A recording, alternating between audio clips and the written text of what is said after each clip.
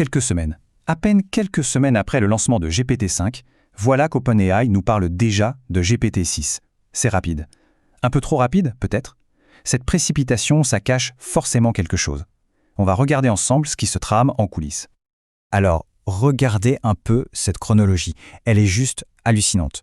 Entre GPT-4 et GPT-5, il s'est écoulé plus de 2 ans. Ok, mais entre le lancement de GPT-5 et l'annonce de GPT-6, à peine 2 semaines.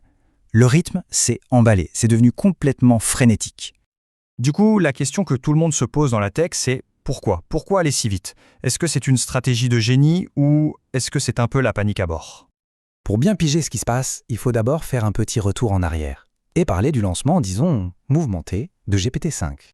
Et là, attention, c'est Sam Altman lui-même, le grand patron d'OpenAI, qui lâche cette petite bombe lors d'un dîner avec des journalistes. Il a dit, et je cite, « On a totalement foiré certains aspects du déploiement de GPT-5. » Voilà, c'est dit. Pas de langue de bois, il admet que ça ne s'est pas du tout passé comme prévu.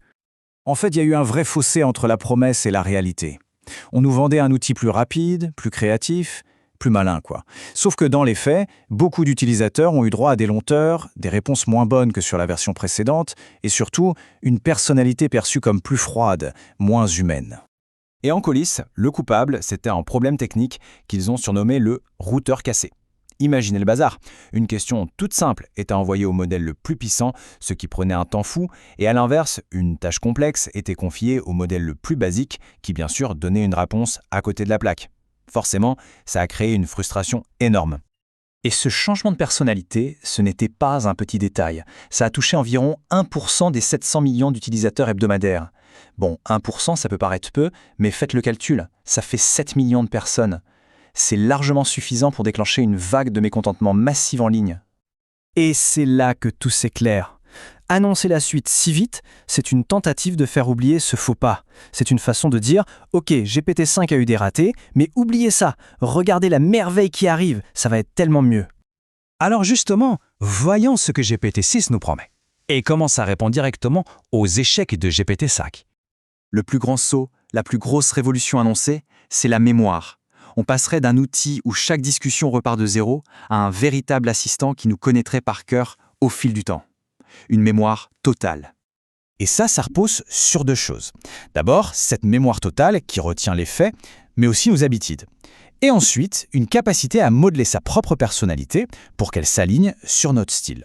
C'est la réponse directe au sentiment moins humain de GPT-5. L'objectif, ce n'est donc pas juste une petite mise à jour, c'est une vraie rupture. L'idée, c'est de changer complètement notre façon d'interagir avec une IA pour la rendre plus fluide, plus naturelle, bref, plus humaine.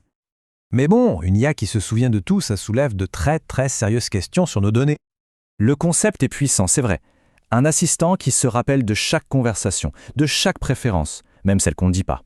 Les possibilités sont immenses, mais les risques aussi. Parce qu'avec une telle accumulation d'informations personnelles, la question la plus critique devient inévitable. Est-ce que ces données sont bien en sécurité ? Et c'est là que ça devient franchement troublant. C'est OpenAI qui l'admet. Les données de cette fonction mémoire ne sont pas chiffrées. En clair, ça veut dire qu'elles ne sont pas protégées et qu'elles pourraient être complètement exposées en cas de piratage. Et attention, ce n'est pas un risque théorique.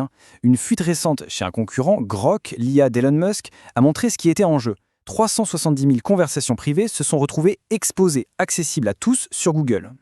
Toute cette urgence à innover, même avec ces risques, ne s'explique que par une chose, une compétition absolument féroce aux enjeux colossaux. OpenAI n'est pas seul au monde. Il y a Google qui intègre son IA partout. Il y a Anthropic qui mise tout sur la sécurité pour séduire les entreprises. La bataille est rude. Chaque annonce de produit est donc un coup stratégique dans cette course à l'armement de l'IA. En annonçant GPT-6, OpenAI cherche à garder une longueur d'avance technologiquement, mais aussi dans l'esprit du public. Et tout ça nous amène à un dilemme assez vertigineux. D'un côté, la promesse d'une aide sans précédent, de l'autre, une vulnérabilité potentielle immense. Cette course folle nous laisse avec une dernière réflexion.